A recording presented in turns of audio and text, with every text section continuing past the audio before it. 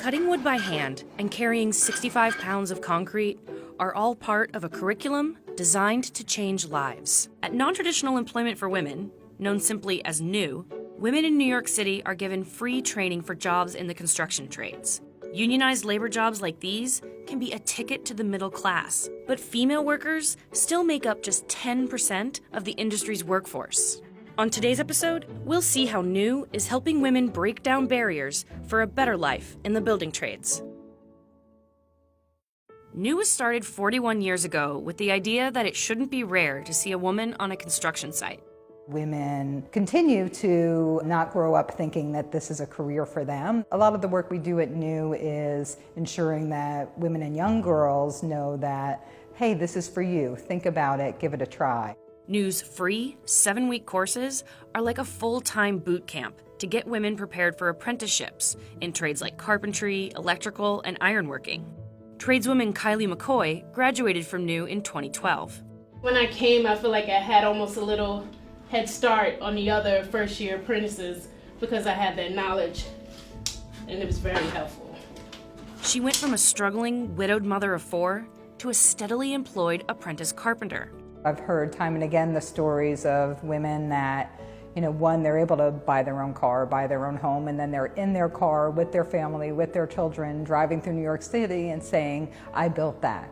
The average wage for apprentices is 2 to 3 times the federal minimum wage. Plus, workers in a union are often guaranteed benefits for themselves and their families. And the government expects the construction trades to keep growing at a much faster pace than the average industry, which means more jobs for NEW's graduates. More women are becoming part of the company and going with that company from job to job, because once you hire a new graduate, you don't want to let her go. And while the number of tradeswomen is growing, the job isn't without its challenges. Kylie says she struggled to be accepted by her male peers. A lot of the guys weren't very receptive to me being here, but as time has gone on, they've gotten used to me, and they respect me as a carpenter because they know I'm able to perform the work. NEW has partnered with companies across New York City to place over 3,000 tradeswomen in jobs over the past decade. The trades, the construction industry as a whole, the real estate industry, they want the city to be built by folks that reflect our diverse city, and that's why we're here. All signs show that there'll be just more opportunities, and women excel at this work. Now, nearly 8 years on, Kylie is a journey-level worker. She's supervising a small crew finishing a women's hospital in Manhattan, and she's not the only NEW graduate there. NEW kind of gives you almost like a sisterhood, that you went through the same steps, everybody came from somewhere different, but we're all for one common goal. And it's almost like we kind of stick together, and just support each other, because it's not easy. While the work can be nonstop, her day ends at 2:15, allowing her to spend time with her kids. Kylie's even inspired her 20-year-old son to take up the profession because he saw how much it improved his mom's life.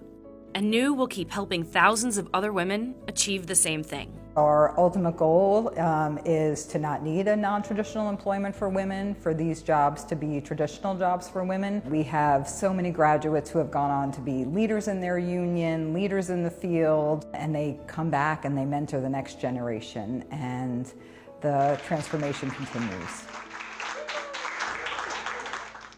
Just as NEW is helping more women enter the construction trades, all of America's laborers are looking more female. For the second time ever, women make up a majority of the workforce, coming in at 50.04%, according to the December 2019 jobs report.